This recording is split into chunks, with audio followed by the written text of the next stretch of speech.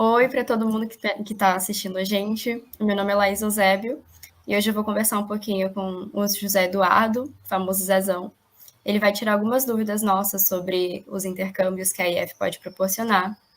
Então, a gente está aqui com a organização da IFMSA, um comitê que trabalha sobre os intercâmbios, tanto os internacionais quanto os nacionais, sejam eles clínicos ou de pesquisa.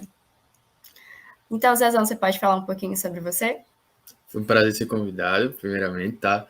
E atualmente eu sou o Lord D, eu sou o diretor local dos intercâmbios internacionais de pesquisa do Comitê da FMSA Brasil, FRN. Obrigada aí pela presença novamente. Então, a primeira pergunta que a gente gostaria de colocar para você é por onde o candidato que tem interesse nos intercâmbios pode se informar sobre as vagas dele? Como ele pode dar início nesse processo? O jeito mais fácil e mais próximo é por meio do comitê local. Então, vários comitês locais têm Instagrams, páginas no Instagram, então a divulgação, muitos comitês divulgam por lá. A gente tem a divulgação também em lista geral, então você recebe por e-mail o edital, a lista de vagas, o processo também, quando começa lá o processo de vagas remanescentes, sai em lista geral também. Mas o contato mais próximo que você pode ter é com o diretor do seu comitê, tirar todas as dúvidas com ele e com os coordenadores locais, que eles também estão preparados e inteirados sobre todo o processo. Certo, certo. E que tipo de intercâmbio a IF pode promover? Quanto tempo mais ou menos dura esses estágios? Então a gente tem os intercâmbios internacionais e os intercâmbios nacionais.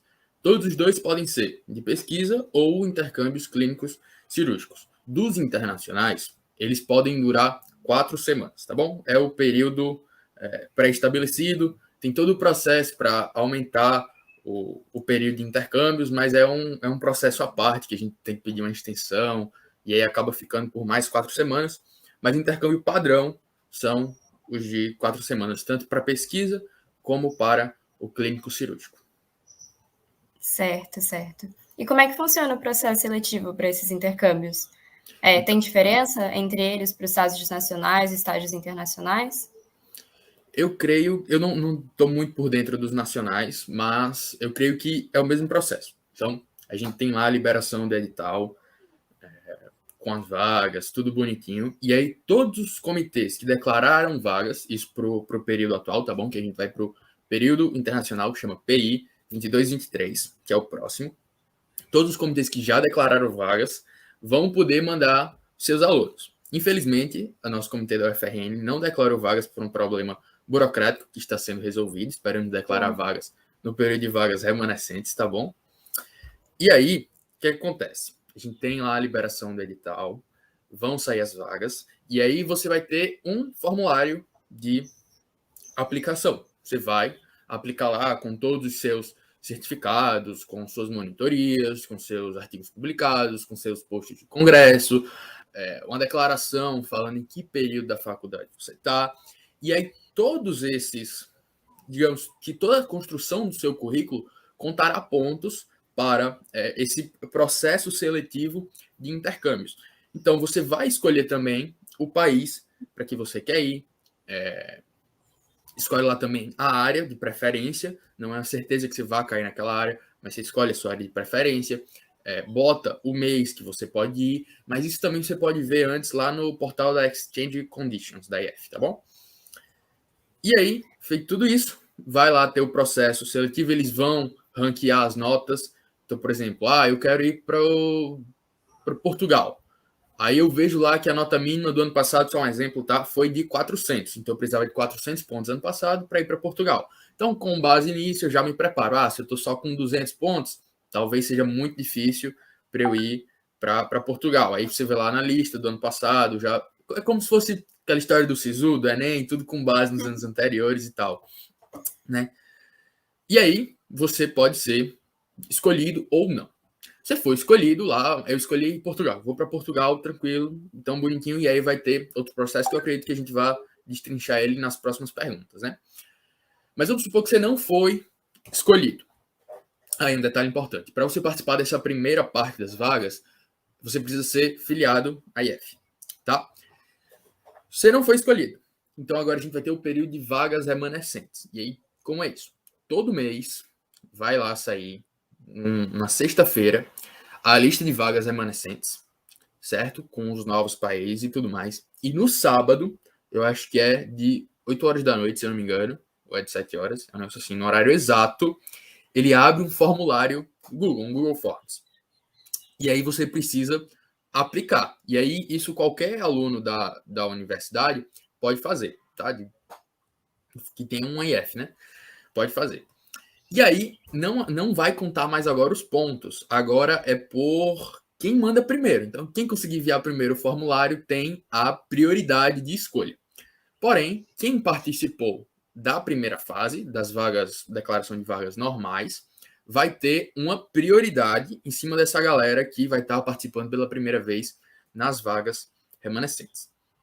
Tá bom? Aí, vamos lá, eu fui escolhido. O que é que acontece? Quando você mandou a sua vaga, você tinha a opção de pagar uma taxa. E aí, nos intercâmbios internacionais, a gente tem duas taxas. A taxa 1 custa R$120 e a taxa 2, 510. Nessa taxa 1, a gente tem a opção de pagar assim que submete a inscrição. E aí, qual é a importância disso? É que ela vai ser contada também o tempo que você demorou para pagar. Então, quem pagou mais cedo essa taxa vai ter uma prioridade em caso de empate nas pontuações, em caso de empate no tempo de envio. Então, vamos lá, nas remanescentes, todo mundo mandou na mesma hora, no mesmo segundo. E aí, esse tempo para quem pagou antes a primeira taxa vai ter essa prioridade. E aí, a segunda taxa é paga só depois da confirmação, na verdade, para a confirmação do seu intercâmbio. Tá bom? Deu para tirar essa dúvida? Deu para ter uma noção bem legal. Dá para ver que o processo é bem complexo, né? Num primeiro momento do que você me falou, explicou. Conta muito o que tu fez durante a faculdade, a sua experiência, o seu currículo. E já no processo de vagas remanescentes, conta muito o seu momento certo de enviar, né? Já que é por uma questão enfim, de ordem de prioridade, segundo quem respondeu primeiro.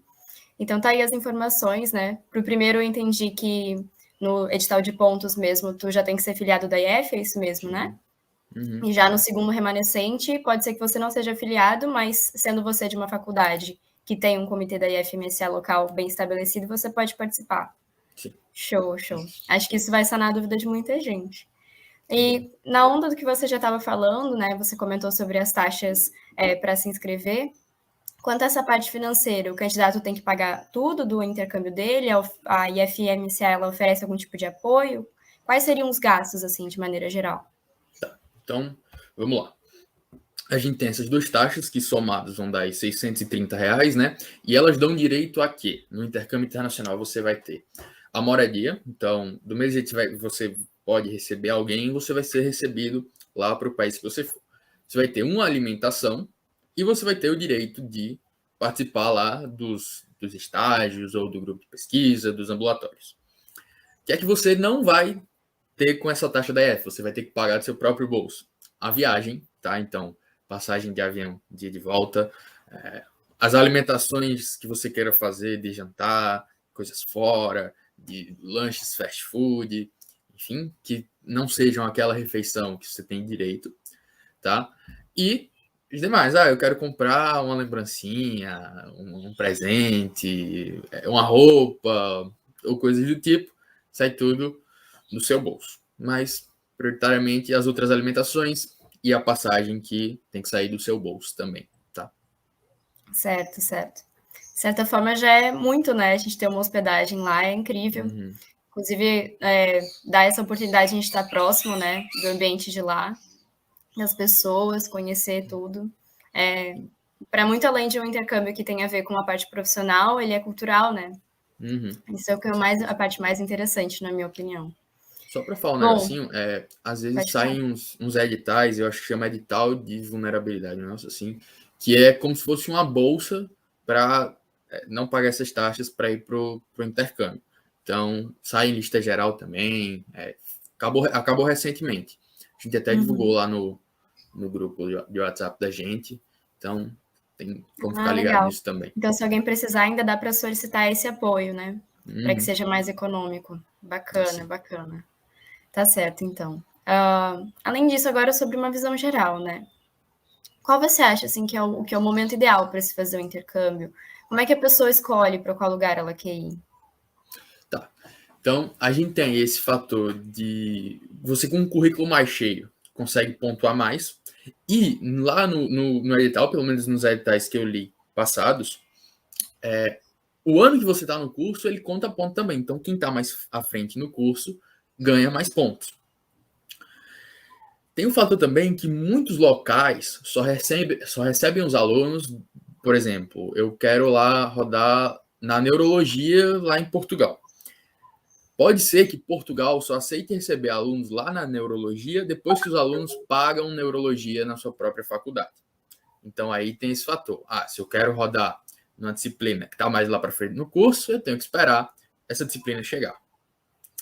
Se eu vou para o intercâmbio de pesquisa, por exemplo, pode ser que você consiga ir antes, porque muitos. E aí, tudo isso você vê onde? Lá no portal da Exchange Conditions da FMSA. Abre lá o país que você quer e pesquisa quais são os pré-requisitos que você precisa ter. Pode ser que para uma pesquisa, você tenha uma pesquisa mais de bancada, de laboratório, você não precise de habilidades requeridas em disciplinas que você vai pagar lá na frente. Pode ser que lá na frente você tenha mais pontos e consiga ir para um país que você goste mais do que um país que você não tenha tanto interesse de ir, mas vá ainda assim pela experiência. Porque a gente sabe que tem o meu sonho é ir para Portugal, por exemplo. E pode ser que você consiga, por exemplo, ir para o Chile. Não é a satisfação de ir para o país que você sempre quis ir, mas com certeza vai ter uma troca cultural, uma experiência boa, mas acaba não sendo a mesma coisa. Tem um momento do curso que isso vai ser totalmente individual. Tem gente que prefere fazer um intercâmbio mais cedo, tem gente que quer fazer um intercâmbio mais tarde. Em várias faculdades, há a possibilidade de você ter um rodízio de internato sendo meio que substituído pelo intercâmbio. Então, no intercâmbio, você roda onde você estaria rodando na sua faculdade. E aí, falando da UFRN, a gente tem alguns fatores limitantes para esse tempo de escolha. E aí são o quê? O primeiro é que ele só pode, segundo o contrato lá que a gente assinou, ele só pode ser realizado nas suas férias. Então, tem que bater o período de intercâmbio, o país que você quer, se ele vai estar declarando vagas naquela época, com o período de férias da gente. Tá bom? Então, agora com essa questão da pandemia, esses semestres curtos, as férias bagunçadas, fica cada vez mais difícil. A gente espera que se normalize para o próximo ano, para a gente ter as férias estabilizadas, consiga prever com antecedência esse período, tá bom? Outra coisa a UFRN não aceita a priori que a gente substitua esse rodízio de internato por um rodízio fora, não conte as horas. Isso pode ser analisado, a gente tem lá a cláusula lá no contrato que casos específicos podem ser analisados. Mas assim, como uma coisa a priori já é meio que a negação, é bom não contar com isso. Então, se programar para fazer ali, eu acho pelo menos que o ideal é no tempo do ciclo clínico, né? Então, terceiro e quarto ano, que você já pagou vamos falar do FRN, já pagou as matérias iniciais, então eu acabei de pagar a semiologia, a gente já pagou a anatomia topográfica, vai pagar no quarto período, a gente paga a infectologia, que todo mundo fala que é o começo da clínica, que começa a ter um entendimento maior, né? E aí, terceiro e quarto ano, a gente já está pagando as clínicas, as matérias clínicas, e consegue, tipo, no quinto período eu tô pagando endócrino, quero ir nas próximas séries, eu quero ir lá para endócrino da Espanha, só para tirar o Portugal do exemplo. E aí você consegue ir, porque se a Espanha tivesse pré-requisito de ter que pagar a matéria, você já pagou. Vai muito também do seu momento financeiro, quando você está disposto a pagar. Tem países que a passagem é mais cara, tem países que a passagem é mais barata, tem países que o custo de vida, porque querendo ou não, você vai morar lá por um mês, então tem que comprar uma parte da comida, o próprio lazer também, que é importante, uma viagem de fim de semana e tal para algum lugar. Alguns lugares são mais caros, outros não. Tem toda a questão da conversão da moeda também, que agora está muito pesado para a gente que mora aqui no Brasil, né? Principalmente os países da Europa. Que eu tô falando assim, mais da Europa porque é o foco principal que a galera vem falar pra gente.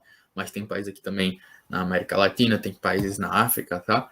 Que pode viajar, são super bons lá no grupo do Telegram. Tem ótimos relatos da galera que vai, por exemplo, pro Egito, já ouvi relatos bons, enfim. E aí isso vai depender muito. Eu acho que falar que é muito individual vai ficar naquilo que todo mundo fala, que é um momento individual, de escolha e tal, mas eu acho que levar isso em consideração e levar também essa história da construção de pontos num currículo é interessante. Bom? Uhum. Legal, então. Então, realmente é um ponto, por mais clichê que seja dizer, é um ponto muito individual, muito subjetivo, mas que aí você pontuou várias coisas que a gente pode levar, aspectos que são importantes para a tomada dessa decisão, né? O custo de vida no país, o interesse que você tem na área que você quer trabalhar lá, se você tem um país sonho, se você não tem, se você quer fazer intercâmbio antes, depois. Tudo isso depende de cada um, mas é uma jornada aí, né? Faz parte da nossa carreira. E Se sem você dúvida é quer uma ir para um experiência que país vale a também, pena. exato. Exato, exato. Por exemplo, agora, Legal. eu vi lá na lista, vi inclusive recentemente, que o Reino Unido não tem vaga esse ano, nem para o Scope, nem para o Score. Isso se deve lá à transmissão da variante no Reino Unido, que tá, da nova variante do Covid, que está muito forte, e eles não declararam vagas. Então, imagine uma pessoa que se programou para ir agora e queria muito ir para o Reino Unido e não vai poder ir. Aí, o que essa pessoa faz? Entendeu? Então, vai também muito de momento. Você pode abrir mão de querer muito ir para outro. Enfim, é muito de cada um. De verdade, é uma decisão difícil também. Pois é. Tem que ser analisada com muita cautela. Exato. Sobre algo que você já estava comentando, né? Você acabou de comentar do Reino Unido. Como é que está essa situação? Como a pandemia está afetando a situação dos intercâmbios, assim? Você acha que tem alguma perspectiva para retornar às atividades normais? Ela está muito afetada? Está pouco afetada? Como você enxerga essa situação? Então, vou falar aqui, primeiro, para o pessoal da UFRN. A gente foi bastante afetado, digamos que 100%. Então, o Comitê de Intercâmbios da UFRN não conseguiu ter o intercâmbio, tá? Também por questões burocráticas, a gente entende também que não era o momento. Inclusive, a gente não declarou vagas, né, no último período de remanescentes, no 21-22, justamente por isso. Porque a gente chegou à conclusão que não era interessante a gente trazer os alunos de fora se a gente não estava conseguindo com que os nossos próprios alunos tivessem as práticas, entrassem em cirurgias. Então, imaginei, a gente trazer um aluno de fora, para ele entrar na cirurgia e tirar o local de um aluno da UFRN. E a gente não teve esse último período. Estamos conversando com a Secretaria de Relações Internacionais da UFRN, com a coordenação do curso de medicina, com a gerência de ensino e pesquisa, para que consigamos trazer esses alunos. Falando de um panorama, digamos que nacional agora, cada universidade vai ter a sua característica, né? As suas burocracias, a sua realidade. A gente entende que faculdades federais, essa burocracia é mais difícil, né? Estaduais também. Particulares, não sei a realidade, mas eu acredito que seja um pouco mais simples do que lidar com todo o processo da UFRN, por exemplo. Mas no Brasil a gente está conseguindo declarar um número de vagas até que legais, pelo menos na minha avaliação, tá? E aí, falando agora do parâmetro mundial, a gente tem vários países declarando várias vagas, então eu vi lá um país, acho que era a França, com 26 vagas declaradas. Isso é bacana.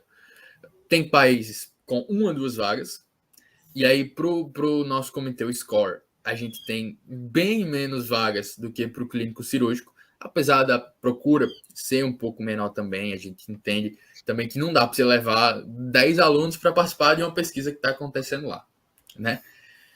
São menos vagas. E eu acredito que, comparando esse período agora da pandemia com um período pré-pandemia, a gente está tendo a redução bem significativa de vagas. Tem países que não estão declarando vagas e tem países que não estão aceitando que brasileiros vão para lá. Tá? Então, esse é um dos problemas. A gente teve. Eu vi lá o burburinho no grupo do Telegram que alguns países estavam cancelando só com o Brasil, quando a gente estava lá no pico do número de mortes e de infecção. Mas, comparando o que a gente já passou para o que a gente está hoje, eu acho que é uma situação muito boa e que traz uma perspectiva muito boa para o futuro. Então, eu estou bem otimista, tá? Tanto com a realidade da UFRN quanto com a realidade mundial dos países que vão aceitar que o Brasil vá. Estou bastante otimista, apesar de estarmos ainda nos recuperando de um processo de estar muito afetado. Mas acho que a gente está conseguindo se levantar. Com certeza. De pouco em pouco a gente consegue se reconstruir, né? Sim. Mais um ponto importante lembrar da nossa vacinação, né? Estando vacinados, a gente aumenta as nossas chances de que isso volte ao normal quanto antes. Exatamente. Bom, eu acho que foram essas as dúvidas que a gente selecionou para hoje. Agradeço muito a sua presença. Eu acho que você conseguiu esclarecer muitas delas para o pessoal. Eu acho que, de maneira geral, foi muito bacana a sua participação. E qualquer outra dúvida que a gente tenha, vamos procurar você. Então, que bom que você gostou. Espero que o pessoal que vai assistir goste também. De novo, obrigado pelo convite, tá? E para quem ainda tiver alguma dúvida, quiser falar com a gente, for da FMSA, vocês têm lá o grupo da gente, vocês podem perguntar, tem muita gente lá para responder vocês, todos os coordenadores locais do time de intercâmbio, todos os diretores do time de intercâmbio, eu, Raquel, Esté. Quem não for da FMSA e não tiver esse contato lá no grupo, pode falar com a gente no WhatsApp, se tiver nosso número, ou pode falar com a gente por meio do nosso Instagram, que eu acredito que seja @FMSA_Brasil_FRN. E para quem não for da FRN e tiver dúvidas sobre o processo da IF, não sei, na sua faculdade não tem esse acesso, essa disponibilidade para tirar dúvidas, pode falar com a gente lá também no Instagram, que a gente responde, tá bom? No mais, muito obrigado. Muito obrigada a todos os nossos ouvintes. Então, obrigado por acompanhar a gente até aqui e até a próxima. Tchau, tchau. Tchau, tchau.